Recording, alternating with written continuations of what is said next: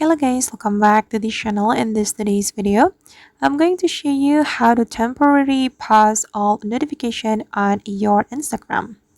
Okay, let's get into it guys. First thing first, of course, we have to open our Instagram application. And after we have this Instagram application opened, we can go to the Instagram setting. Click on your profile first, and then you have to click on the three lines on the top right.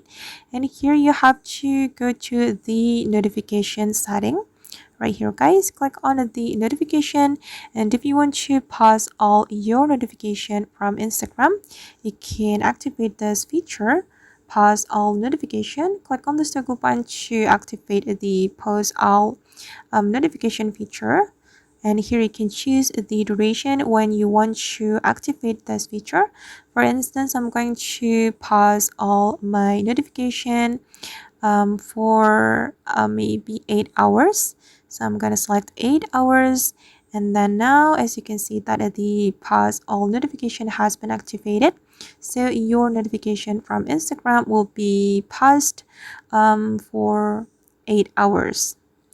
Alright guys, and that's how we can pause all notification on Instagram. I hope this video will be useful for you. Thank you so much for watching, and see you in the next video.